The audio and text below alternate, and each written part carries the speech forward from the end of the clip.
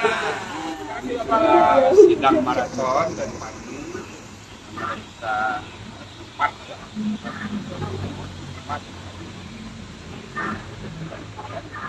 sidang untuk memeriksa Pak Anwar Ahmad seperti Bapak dan terakhir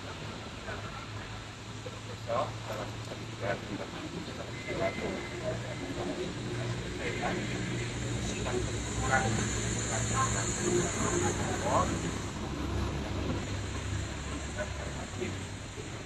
terakhir kita konfirmasi sampai banyak masalah mengambil keputusan dan prosedur persidangan dan administrasi berkenaan dengan cara bekerja. Intinya banyak sekali masalah yang kami temukan dari tiga hakim saja muntahan masalah ini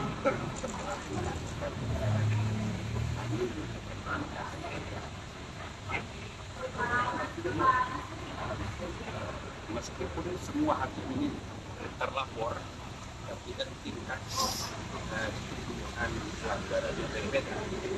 Nanti kita tahu mereka harapan lain upaya kepercayaan lain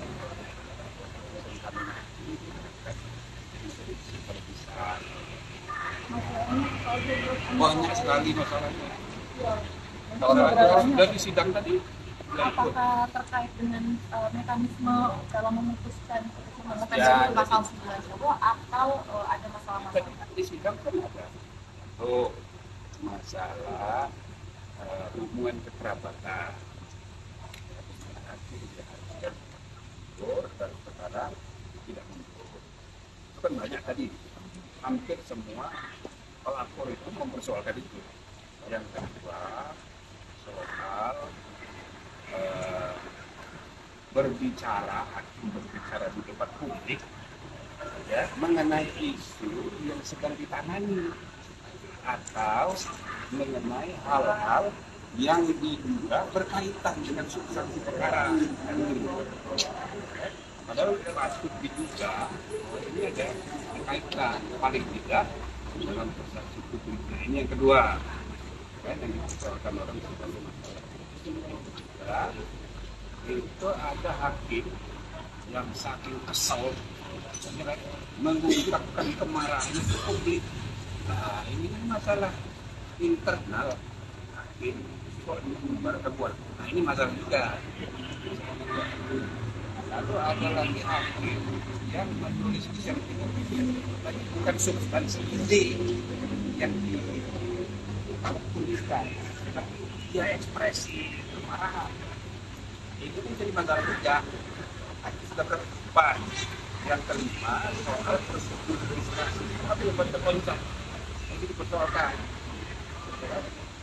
Prosedur misalnya ada perubahan, ditarik kembali perkaranya, kemudian dimasukin dalam satu, gitu. Jadi ini administrasi gitu.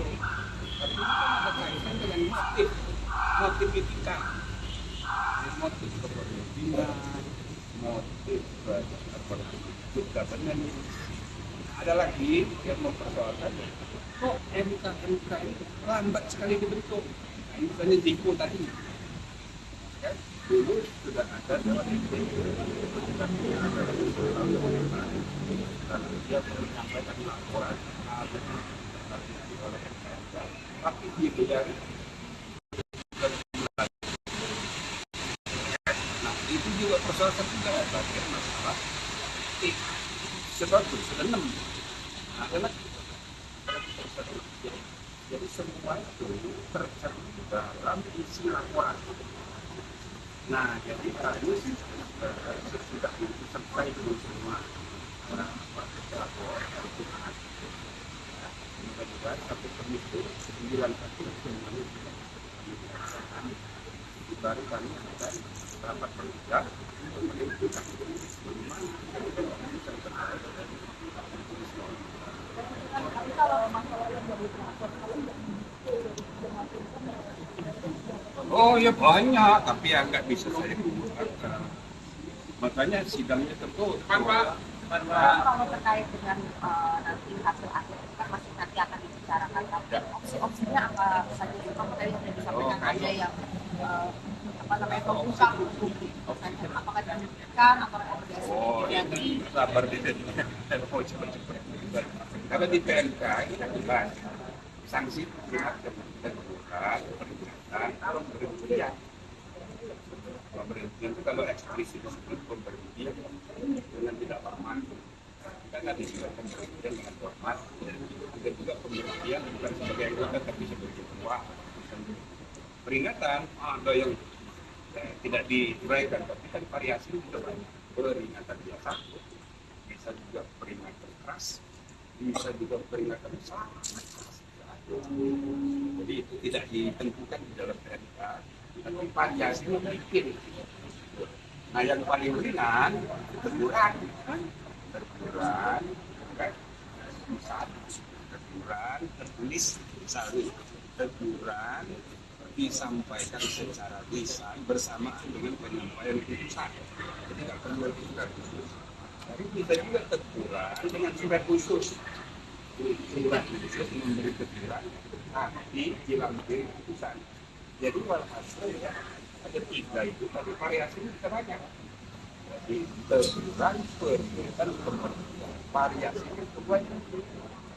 Ya, jadi dengan kreativitas MKMK. Kira-kira ini baiknya di mana ini? Tapi kalau misalnya tidak terbukti, ada rehabilitasi. Jadi kan 99 kena dilaporkan sama mungkin ada rehabilitasi. Ini orang baik, tidak ada. Tuh, misalnya dari wartawan, wah ini yang paling baik namanya anak, misalnya gitu. Terpuji. Kalau indikasinya Pak dari 3 Ya belum. besok masih ada Besok itu pelapornya itu grupnya kan bisa ada PDI besok itu si terus kan ada 2 besok terus sama 1 lagi sore itu kemudian sudah 2 itu ini 3 ini siapa aja? 1 Pak Salcisra, 2 Pak Kemanahan, Pak Suartoyo, nah yang 3 sisanya bisa. Prof, Ya, sabar ya. Kan soal conjuring Prof ini kan juga banyak yang mempersoalkan bahwa itu seharusnya dihitung dissenting. Apalagi itu juga tadi jadi materi yang diverifikasi di kita. Pasti kita tanyain dan sudah dijawab. Nanti jadi itu substansi pemeriksaan hakimnya kemudian terlihat nanti di pertimbangan putusan MK yang jelas di samping kita ngecek mana yang kebutuhan kita bebas curhat. Wah, curhat banyak sekali. ada tekanan dari salah satu sahabat itu misalnya. Ya, yang nangis malah kami.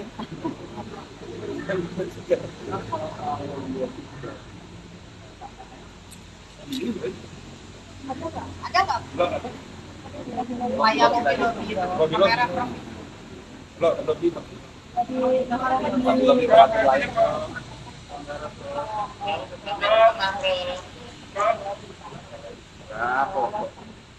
pokoknya itu masuk wilayah yang masih dirahasiakan dan materi kalau enggak tidak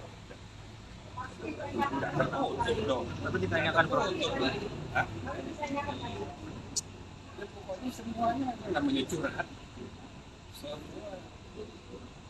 Curhatnya soal apa aja Prof sampai nangis gitu Prof? yang mau nangis itu kami. Ya. Emang tentang apa Prof? Kok menyedihkan banget kayak curhatnya Prof? Tentang Prof kamera Prof. Yang paling banyak makronya ya Jadi tadi apa sih? kira-kira putusannya itu nanti tunggu aja. Kan ini baru 2 hari. Sabarlah. Prof, apa jaminan dari MKMK bahwa putusan nantinya ini Nggak bisa, nggak mungkin saya menjamin. karena Ini juga kan putusannya kan belum juga. karena terlapor ini ada hubungan kekerabatan dengan presiden. Itu salah satu isu. Kan ada 6 atau 7 isu. Banyak. Ya, tapi MKMK memastikan bahwa netral, independen dalam mengawal Yang sedang kita nilai. Kan kalau soal hubungan kekerabatan nggak perlu bukti, udah semua orang udah tahu. Loh itu nggak perlu pembuktian, ya kan?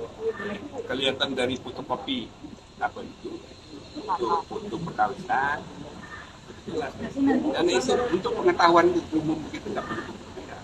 nanti putusan MKMK ini dapat dijamin akan berlaku independen dan adil. Nggak perlu, nggak perlu kami belum rapat, kan nanti yang memutus juga. Kan itu baru tadi saya nih. Jadi saya hanya menjelaskan prosesnya. Proses ini masih panjang. Yang penting masyarakat mesti tahu bahwa kita sudah berusaha secepat mungkin menyelesaikan masalah ini untuk menjamin kepastian supaya persiapan pilpres, persiapan pemilu itu jangan lagi dihantui oleh ketidakpastian. Itu satu. Yang kedua, kita memastikan ini kita percepat tanggal 7 karena ada permintaan dari pemohon supaya sebelum tanggal 8 sudah diputus, karena hanya tanggal 8 itu hari terakhir mengenai kemungkinan perubahan pasangan.